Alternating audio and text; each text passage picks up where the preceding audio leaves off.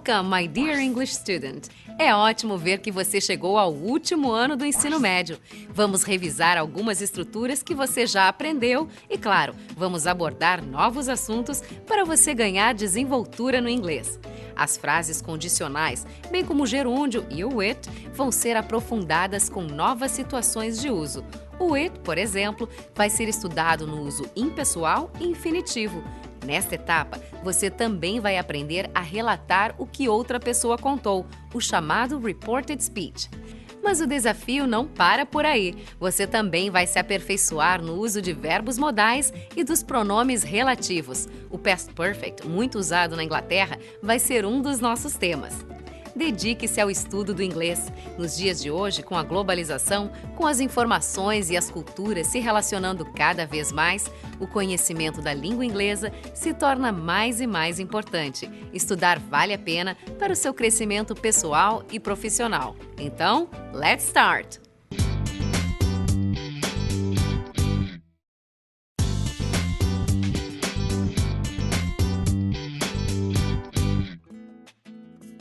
Hello, people!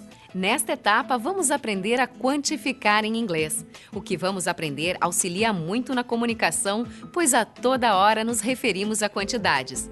Alguns exemplos de palavras úteis para dar ideia de quantidade são all, both, none, neither e most. Calma, vamos estudar cada uma delas. Algumas falam sobre muito, outras falam de pouco. All, por exemplo, significa tudo, todas ou todos. O extremo oposto é o nenhum, none. Quando falamos de nenhum entre duas opções, podemos usar neither. E no meio do all, que inclui tudo, e do none ou neither, que exclui tudo, podemos encontrar both, ambos, e most, que significa a maioria. Agora que você já está no final do curso e hoje aprendeu palavras de quantificação, faça frases usando o seu conhecimento sobre diversas coisas que existem no seu cotidiano, indicando a quantidade. I wish you a good work. Bye!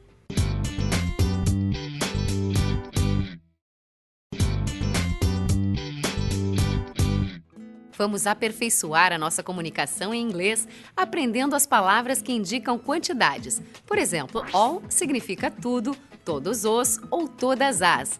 Use all com substantivo e verbo no plural. Vamos ver uma frase. All animals need water to live. Todos os animais precisam de água para viver. Animais é um substantivo. Both e a couple of servem para indicar que são duas coisas. Both significa ambos e a couple of se traduz como um par de. Com eles, usamos o substantivo e o verbo no plural. Por exemplo, both films were starred by Cher. None, que significa nenhum, se usa numa frase afirmativa. Ele não é seguido por substantivo porque ele é sujeito sozinho.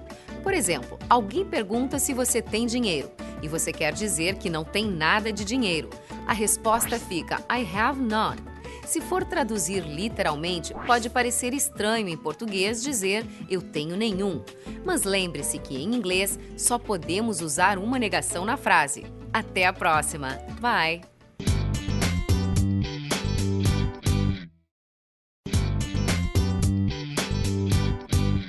Algumas palavras que tornam a nossa comunicação mais exata em inglês são as que dão a noção de quantidade, como all, most, both, neither, none. Eles podem ser usados como pronomes seguidos de of. Algumas vezes, essas frases também utilizam the ou alguma outra palavra tal como these ou those. Vamos ver como fica na prática. Essa estrutura nem sempre fica igual ao português. Então a frase vocês dois estão errados, both of you are wrong. Essa frase não vai the porque you é um pronome e pronomes não podem ser precedidos por the. Quando a palavra que vier depois do of for um substantivo, podemos usar of the. Por exemplo, nenhuma das duas respostas está correta. Neither of the answers is right. A maior parte dos alimentos foi comida. Most of the food was eaten. Por enquanto é só. See you later!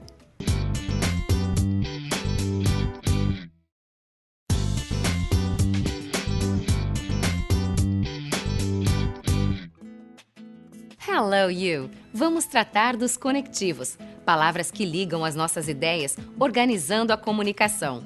Imagine uma aula sobre o Brasil assim.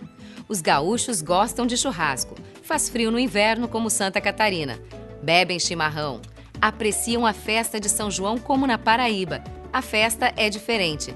As frases se amontoaram e ficaram confusas, não é? Por isso é importante estudar os conectivos, que fazem a ligação, ou seja, juntam duas ou mais ideias, informações e argumentos. Os conectivos permitem a coesão textual. Na construção de um texto, assim como na fala, usamos mecanismos para garantir a compreensão do interlocutor. Exemplos de conectivos no português são e, porém, então. Já no inglês temos, por exemplo, during, while, before e after.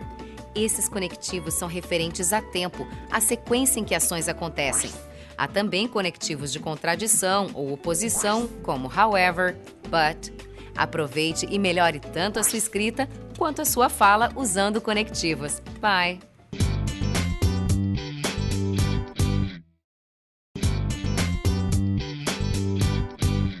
Os conectivos são palavras úteis para organizar a nossa narrativa, quando falamos ou escrevemos algo. Eles dão a noção do desenvolvimento do texto. Let me give you a tip. Deixa eu dar uma dica para você. Alguns conectivos importantes do inglês são during, before, while e after, pois eles indicam a relação entre as ideias. Vamos ver esses conectivos em uso. Temos duas frases. A televisão deve estar desligada. Você estuda. Como ligamos as duas? Com a palavra enquanto. A televisão deve estar desligada enquanto você estuda. The TV should be off while you study. Agora um exemplo com after, que significa depois. Imagine as frases separadas. Você faz a lição. Você assiste televisão. Fica melhor se usarmos um conectivo. Depois que você fizer a lição, pode assistir TV. After you finish the lesson, you can watch TV. Bye!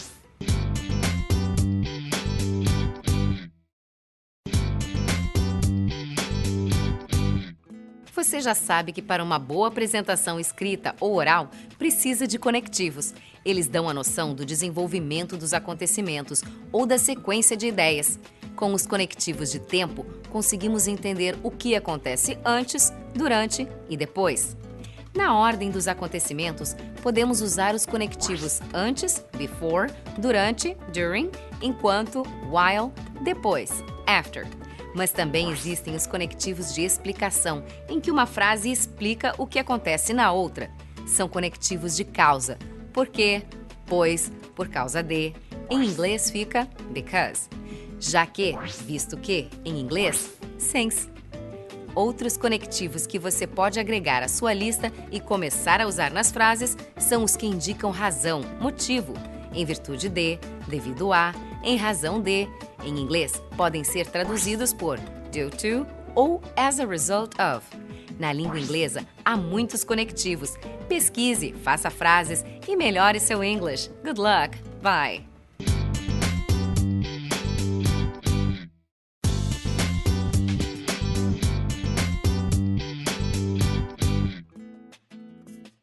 Hello, student! O nosso assunto são os conectivos. Como o próprio nome diz, eles fazem uma conexão, uma ligação entre ideias. Podemos usar os conectivos para demonstrar contraste, adição, enumeração, causalidade. Eles têm diversos usos. Além de servir para estabelecer uma conexão lógica entre frases e ideias, o uso correto dos conectivos confere solidez ao argumento e, consequentemente, elegância ao texto. Vamos ver então alguns exemplos de conectivos.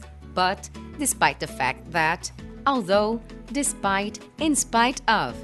Esses que eu citei têm o sentido de contradição. Vamos ver um exemplo. Embora eu goste de brincar, é hora de estudar. O conectivo embora se traduz como although. Então, essa frase em inglês fica Although I like to play, it's time to study. Mas além de contradição, há conectivos para outros usos, como introduzir um assunto. Em primeiro lugar, considerando tal coisa, ou de acordo com fulano, a lista é grande. See ya!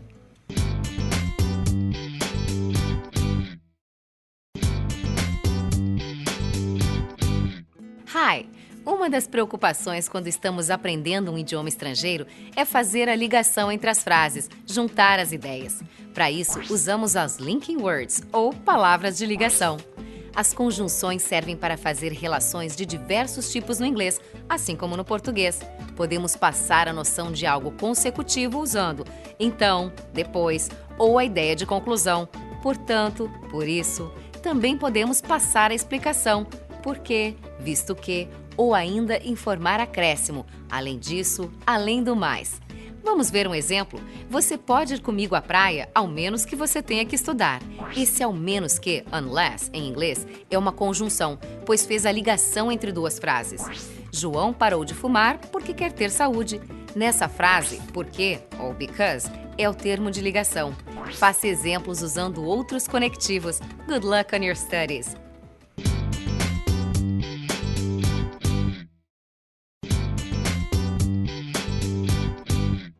Hello, you!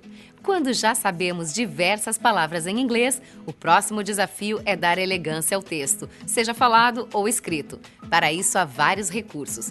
Uma das formas de reforçar o sentido das nossas ideias é usar as conjunções. Essas palavras de ligação, muitas vezes, alteram completamente o sentido do que estamos falando. Se mudamos uma conjunção, podemos mudar a ideia, a sequência de acontecimentos e a explicação do que se passou. Quer ver um exemplo? Mary went to the park. Mary foi ao parque, porém estava cansada. Mary foi ao parque porque estava cansada. Mary foi ao parque, portanto estava cansada. Cada uma dessas frases tem um sentido diferente. A primeira, Mary went to the park, however, she was tired, indica uma relação de oposição. A segunda, Mary went to the park because she was tired, é uma explicação do motivo que a levou ao parque. E a terceira, Mary went to the park, therefore she was tired, está tirando uma conclusão sobre o fato de ela ter ido ao parque. See you next time!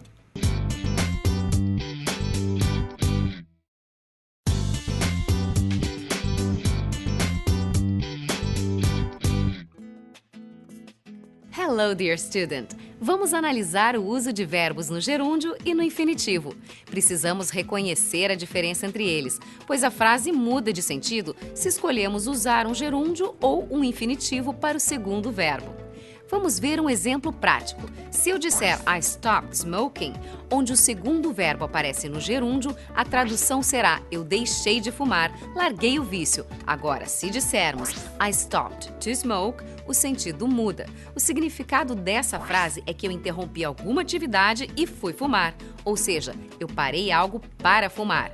Você agora sabe que o verbo stop, quando queremos dizer que paramos de fazer algo, precisa de gerúndio no segundo verbo. E quando quisermos falar que paramos para fazer outra coisa, o segundo verbo deve vir no infinitivo. Alguns verbos são seguidos por ing, outros são seguidos pelo verbo no infinitivo. Outros verbos aceitam as duas opções e ficam com o mesmo significado. Então, como vamos saber? Calma, através dos estudos e dos exercícios, vamos aprendendo as regras. See you!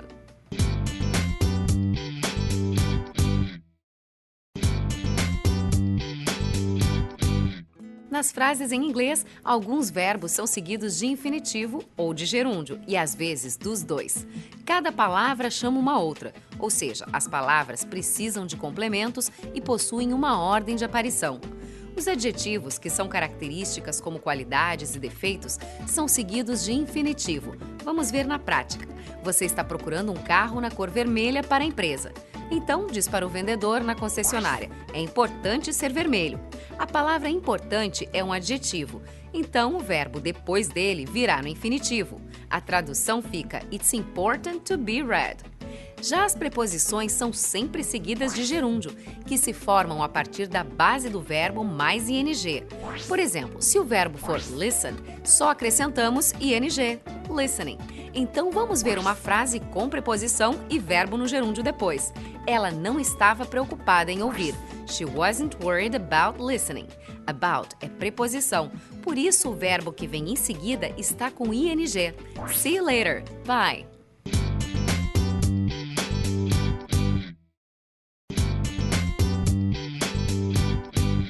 No inglês, é importante saber que cada palavra tem características próprias. Por exemplo, alguns verbos pedem ing para o verbo seguinte e outros recebem o segundo verbo com to, ou seja, no infinitivo.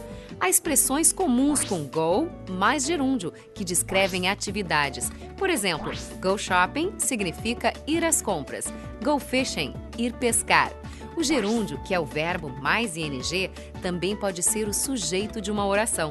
Por exemplo, smoking is not a good habit. Traduzindo ao português fica, fumar não é um bom hábito. Observe que em português não podemos usar o gerúndio nesse caso. Ficaria errado se falarmos, fumando não é um bom hábito.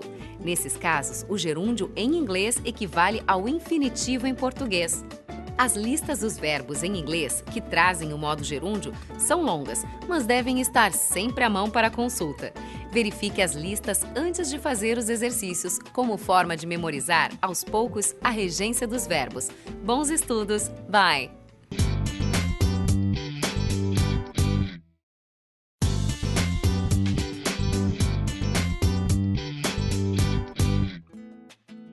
Hello! É Natal! Está chovendo. É lindo. Conseguiu achar algo em comum nessas frases? Elas não têm sujeito, por isso vamos falar do pronome it. Em inglês, todos os verbos precisam de um sujeito. Não podemos começar a frase com um verbo, como fazemos no português. Por exemplo, está chovendo. No inglês, o está precisa de um sujeito. It is raining. Observe que o it não tem tradução para o português.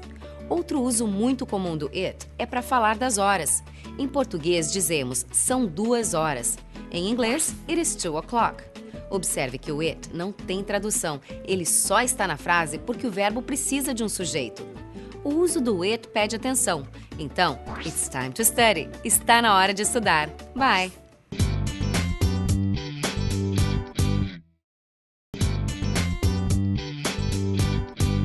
O nosso tema é como expressar algo que vai acontecer ou que aconteceu, existiu. Para isso, nós vamos usar a estrutura there mais to be. O verbo to be vai ser conjugado no passado ou no futuro, dependendo do que nós queremos dizer. Haverá chuva, ou como nós falamos normalmente, vai ter chuva. Usando a estrutura fica there will be rain. Como estamos falando do futuro, o verbo to be foi conjugado com will, a partícula do futuro que você já estudou. Vamos ver um exemplo no passado. Houve uma festa no clube, ou teve uma festa no clube, ou aconteceu uma festa no clube.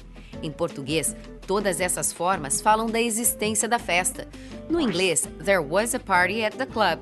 O verbo to be foi usado no passado. Pratique a estrutura there mais to be, descrevendo o que aconteceu ontem e o que vai acontecer amanhã na sua vida. See you next time. Bye bye.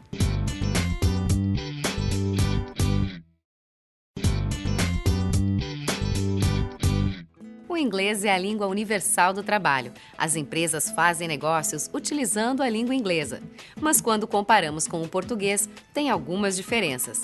E eu acabei de usar uma delas. Vamos falar agora sobre a estrutura there mais to be para indicar que algo existe. Em português, nós falamos tem algumas diferenças para indicar que algo existe. Mas no inglês é diferente. O verbo ter não indica existência. Para isso, se usa a estrutura there mais o verbo to be conjugado. Faça frases utilizando essa estrutura, por exemplo, citando o que há no ambiente onde você está. Tem um computador aí, certo? There is a computer. Tem uma cadeira, ou há uma cadeira. There is a chair. Pratique. Bye.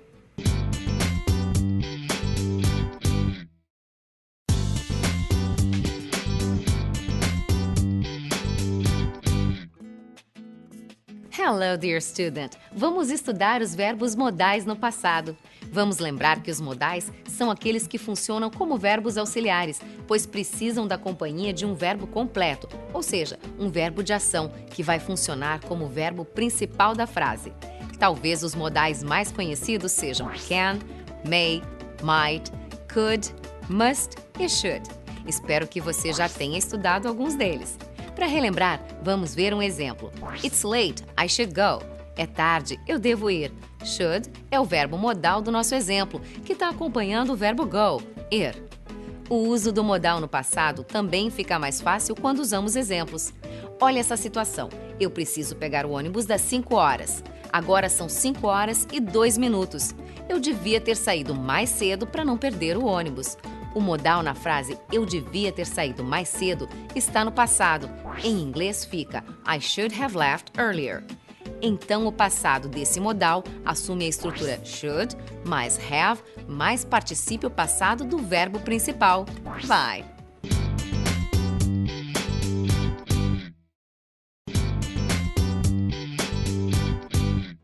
Verbos modais são auxiliares muito usados no inglês. Eles sozinhos não têm sentido e não completam uma frase. Precisam de um verbo principal com significado.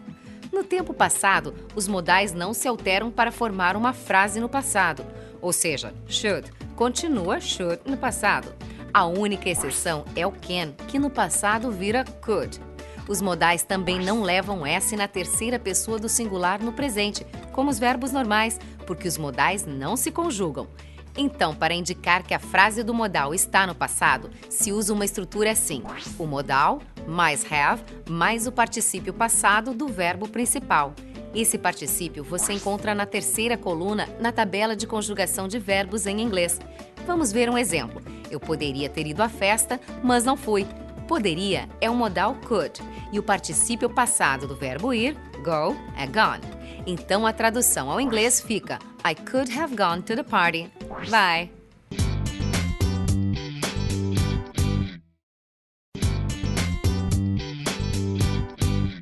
Alguns verbos auxiliares no inglês são tão ou mais importantes que os verbos que indicam ação, pois podemos usá-los em diversas situações. Podemos usar os modais no passado. Se vamos falar de uma situação que não precisava acontecer, utilizamos needn't mais have mais o particípio passado do verbo principal. Na situação, você poderia ter conseguido dinheiro de outra forma. Não precisava ter vendido o carro. O modal no passado dessa frase é não precisava e o verbo principal no particípio é vendido. Então, em inglês fica You needn't have sold the car. Outro uso dos modais no passado é para fazer uma afirmação forte. Por exemplo, ao olhar um carrão na garagem do vizinho rico, dizemos isso deve ter sido caro. Nesse exemplo, estamos usando o modal deve, must. O passado dele é formado pela estrutura must mais have mais o particípio de ser na nossa frase. It must have been expensive. Você já aprendeu um bocado de coisas em inglês, não é? Continue praticando, revise os conteúdos e estude. Boa sorte! Good luck!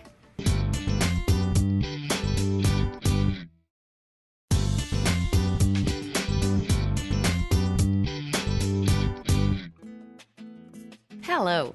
Nosso tópico de inglês vai abordar o passado dos verbos. Eles são importantes quando contamos algum acontecimento e precisamos explicar o tempo em que as situações ocorreram. O passado simples fala de coisas que aconteceram e pararam. Por exemplo, voltei de Recife ontem. Já o passado contínuo trata de uma atividade que passou, mas que continuou acontecendo. Por exemplo, eu estava andando de bicicleta quando aconteceu tal coisa.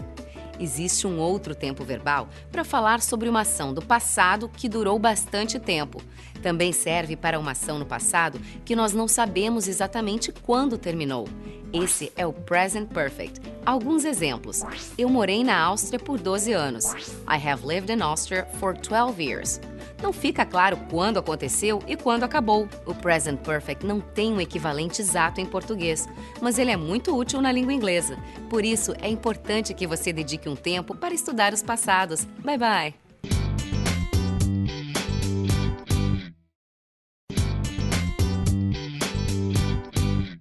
No inglês, há várias formas de falar verbos no passado, dependendo de quando aconteceu a situação que nós queremos contar.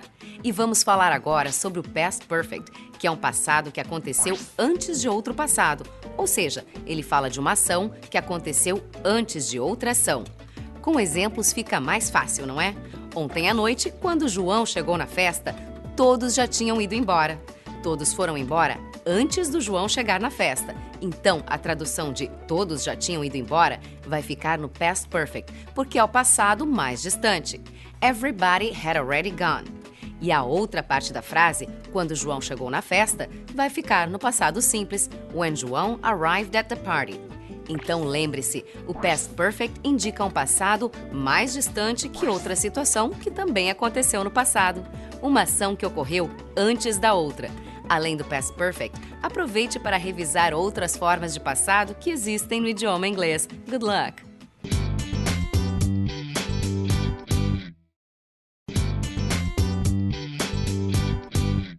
No inglês, quando temos duas situações na mesma história, em que uma aconteceu antes da outra, usamos o Past Perfect. Essa é uma das formas de falar do passado. O Past Perfect precisa de duas palavras. Primeiro, nós vamos usar had, que é o passado do verbo ter. Depois, nós vamos pegar o particípio do verbo principal, aquele que expressa o que nós queremos contar. O particípio é a terceira coluna quando olhamos uma tabela de conjugação de verbos. O particípio dos verbos regulares é fácil, só precisa acrescentar ed atrás do verbo no presente. Tem algumas exceções, mas o problema são os verbos irregulares, porque eles não têm regras. Vou dar uma dica para você. Faça uma lista de verbos regulares e irregulares à medida que vai aprendendo. Cada vez que você consultar a lista, os verbos mais utilizados vão ser memorizados. Bye, bye!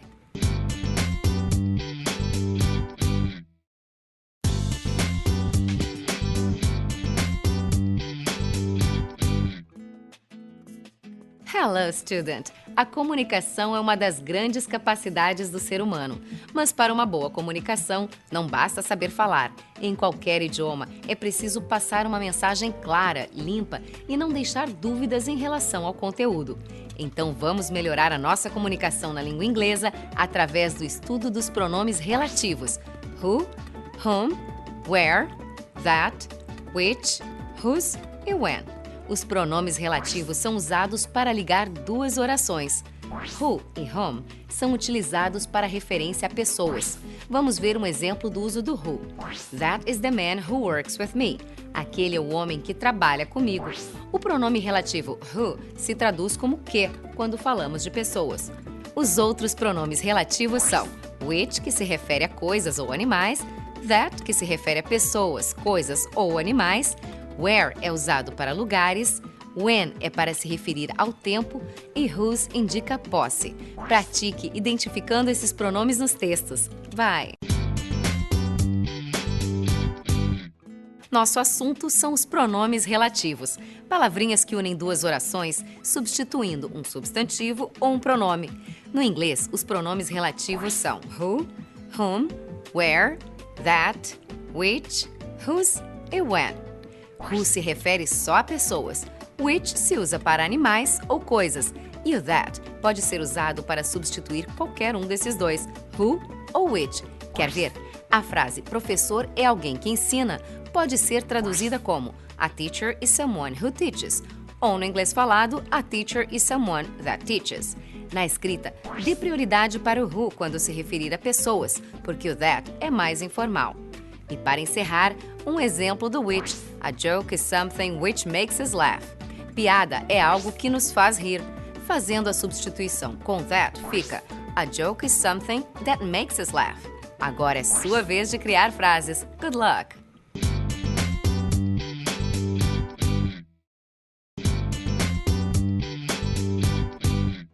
No inglês existem alguns recursos para fazer ligações entre as frases e não deixar nossa comunicação repetitiva. Eles são os pronomes relativos who, whom, where, that, which, whose e when. Quando fazemos a união de duas frases usando um pronome relativo, estamos criando também uma oração relativa, que nos dá informações mais específicas sobre algo ou alguém. A oração relativa pode identificar uma pessoa ou uma coisa. Por exemplo, eu comprei o cachorro que tinha coleira verde. A parte da frase que tinha coleira verde está identificando qual cachorro eu comprei. Em inglês fica I bought the dog that had the green collar. O pronome relativo usado aqui foi that. Outros pronomes relativos também servem para especificar alguma informação sobre algo ou alguém. Faça exemplos usando os pronomes relativos para praticar. Vejo você na próxima. See you next time!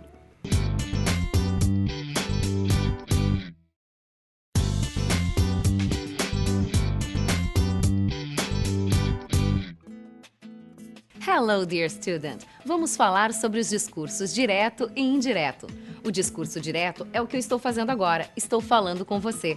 O discurso indireto conta o que outra pessoa falou, ou o que eu mesma acabei de dizer.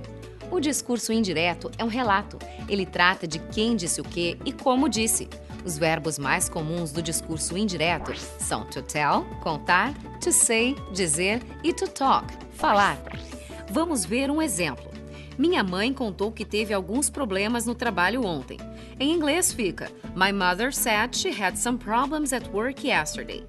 Observe que eu usei o verbo say no passado, said. O discurso indireto é o que falamos contado por outra pessoa, ou somos nós contando o que outra pessoa falou. No início da nossa conversa, eu disse Hello, dear student. Esse é outro exemplo de discurso indireto. Em inglês, eu disse se traduz por I said. See you later. Bye.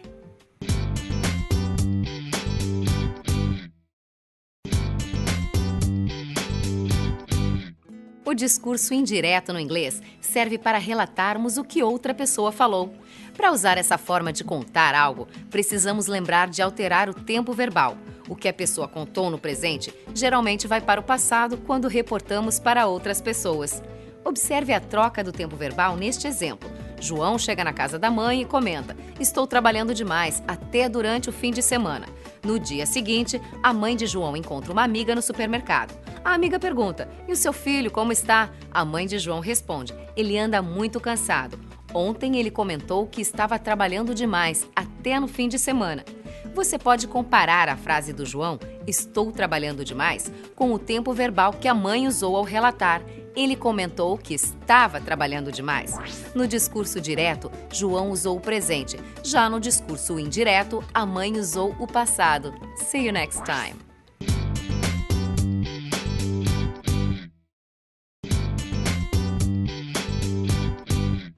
Aqui vão algumas dicas para você aproveitar o material das aulas no seu dia a dia. Você pode preparar pequenas colas para consultar sempre que necessário. Para usar o discurso indireto, você pode se beneficiar fazendo uma lista de reporting verbs, os verbos de fazer relatos. Uma boa lista de reporting verbs pode começar com o verbo em inglês, na outra coluna, o verbo em português. Depois, a conjugação do passado, que é o tempo mais usado no discurso indireto. E para completar, um exemplo de frase para lembrar a forma de usar. Por exemplo, o verbo to tell precisa de um pronome logo depois. Então vamos fazer to tell para a sua lista. To tell, contar, no passado, told. E o exemplo, she told me everything. Ela me contou tudo. Revise a lista e use como sua aliada. Reportem o que eu disse para praticar. Eu disse que é para você revisar a lista. I told you to review the list. Bye bye.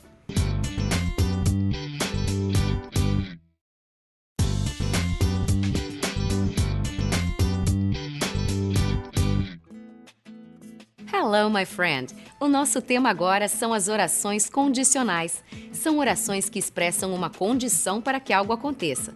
A oração condicional do tipo 1 se refere a algo possível de acontecer no futuro. Então, a estrutura apresenta uma frase no presente, que é a condição para a outra frase acontecer no futuro. Vamos ver um exemplo. Se eu estudar, passarei no teste. If I study, I will pass the test. A primeira frase está no presente condicional. Se eu estudar, if I study. A segunda frase está no futuro. Eu passarei no teste. I will pass the test. O funcionamento da condicional tipo 1 é igual ao português. Já o condicional tipo 2 se refere a algo irreal que não aconteceu. Se você me amasse, casaria comigo. If you loved me, you would marry me. Veja como a estrutura é diferente do tipo 1. A frase com if fica no passado e a outra frase recebe would. Também podemos usar a oração condicional tipo 2 para aconselhar. Por exemplo, se eu fosse você, eu estudaria mais. If I were you, I would study more. Então, study more. Bye bye!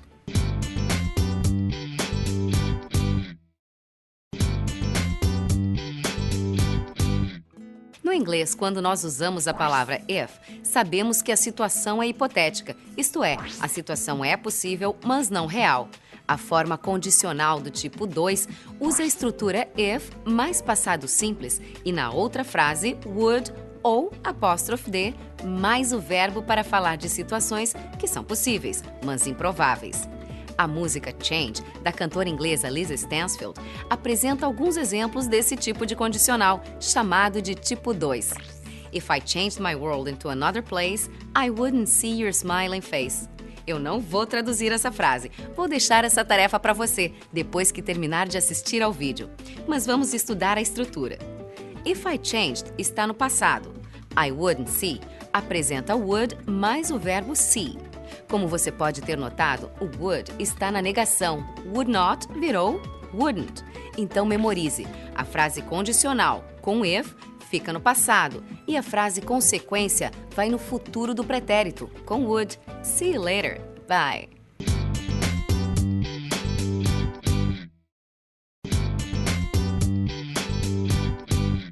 As orações condicionais falam sobre situações hipotéticas, impossíveis ou improváveis. No inglês, as orações condicionais do tipo 2 são usadas também para dar conselhos. Por exemplo, se eu fosse vocês, eu visitaria a Inglaterra. If I were you, I would visit England. Agora vamos ver um exemplo de hipótese. Se eu tivesse muito dinheiro, eu visitaria a Inglaterra. Isso significa que eu não tenho muito dinheiro e, portanto, não vou viajar para a Inglaterra.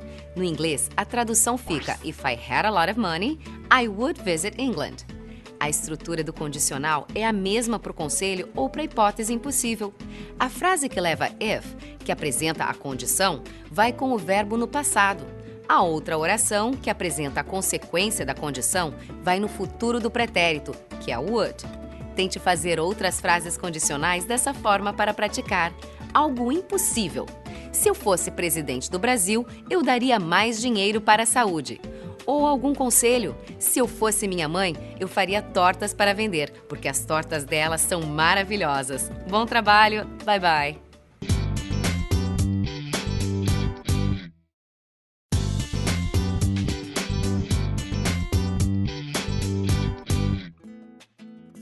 Hello, dear friend! Nosso tema agora são as orações condicionais. Nós já vimos a primeira condicional, em que uma frase está no present simple e a outra no future. Ela expressa uma condição para que algo ocorra. A segunda condicional apresenta uma oração no past simple e outra no conditional tense. São situações que não ocorreram em função de alguma condição. Agora é a vez da third conditional, terceira condicional. A terceira condicional é usada para falar de suposições e arrependimentos. Ele expressa um passado irreal, é o famoso se. Vamos ver um exemplo. Se eu tivesse feito o tema de casa, eu teria tirado uma nota boa. If I had done the homework, I would have taken good grades. A estrutura da terceira condicional é a primeira oração no past perfect, que consta do had mais o verbo principal no particípio e a segunda frase, would mais present perfect, que é have ou has mais o verbo da ação no particípio. Até a próxima. Bye!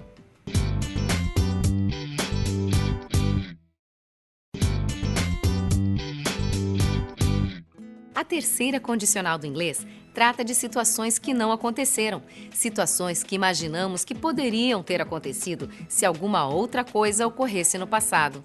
A oração com if na terceira condicional descreve a situação e a oração principal fala do resultado que não ocorreu. A estrutura começa com uma frase com if mais o past perfect do verbo. A segunda oração traz would have ou could have ou might have, mais o verbo no particípio passado do verbo da ação. Vamos ver um exemplo. Se eu tivesse tido tempo, eu teria estudado, ou seja, eu não estudei. É uma situação que não aconteceu no passado. Por isso usamos a terceira condicional. Em inglês fica If I had time, I would have studied. Você pode achar estranho os dois had, mas está correto. Como a oração condicional if está no past perfect, o primeiro had é o verbo auxiliar e o segundo had é o verbo principal, ter, na sua conjugação de particípio. Um had é auxiliar e o outro é o verbo da ação. See you later. Bye.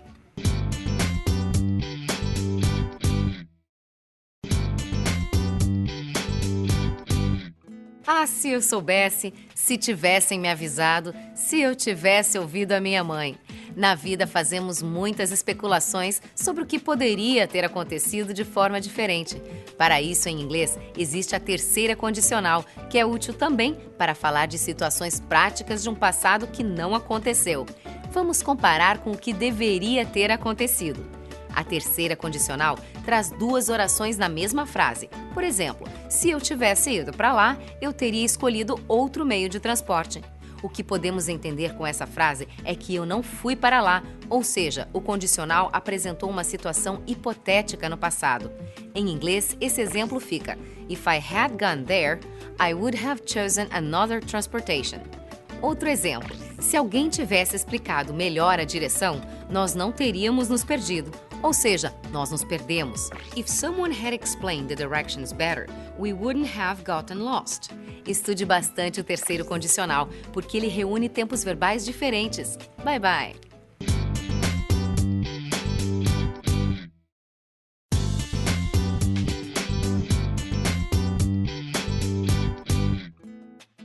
Hello, my friend! O nosso tema de hoje é como podemos expressar a ideia de muito, demais em inglês. Para isso, vamos usar a palavrinha too. Um exemplo do uso do too é dizer está frio demais hoje na rua e eu não vou sair de casa. Quando usamos esse frio demais, em inglês fica too cold. Observe que a palavra too está antes de um adjetivo. Too big, grande demais. Too dark, escuro demais. Pensando na nossa saúde, cuidamos para não ficar gordos demais, too fat. Ou quando trabalhamos demais durante a semana, nós ficamos too tired, cansados demais no final de semana. Então a estrutura é sempre assim, too e depois o adjetivo. O excesso está presente na nossa vida. Use essa estrutura no momento de falar inglês. O too é uma palavrinha super útil. Até a próxima. Bye!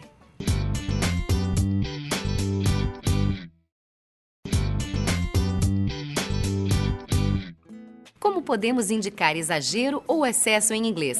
Algo que é muito, que é demais. Para isso, vamos usar o too much ou too many. Essas duas estruturas virão seguidas de um substantivo, que é aquilo que tem demais.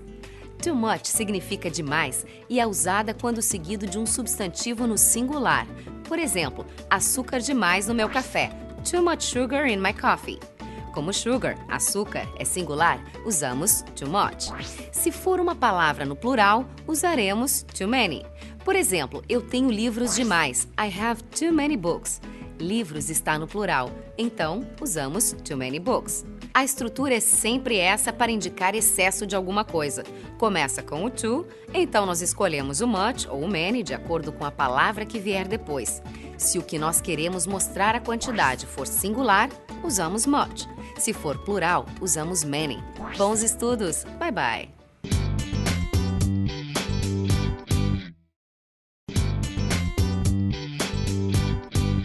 Quero dizer uma coisa para vocês. Não há palavras suficientes para descrever a alegria de estarmos juntos. E esse é o nosso tema, a palavra suficiente, ou em inglês, enough. Na minha frase inicial, não há palavras suficientes para descrever a alegria de estarmos juntos. O termo palavras suficientes se traduz como enough words. Observe que o termo suficiente, enough, acompanha um substantivo. No nosso caso, o termo palavras. Enough virá sempre antes de um substantivo, mas ele também pode ser usado com adjetivos. Daí ele vem depois. Um exemplo com adjetivo. Ela não está saudável o suficiente para viajar. Saudável é um adjetivo. Então, em inglês, saudável o suficiente fica healthy enough. Faça outras ligações usando o termo suficiente, sempre prestando atenção a essa regrinha. Se vier acompanhado de um substantivo, enough aparece antes. Se vier junto de um adjetivo, enough surge depois. Bye bye, good luck!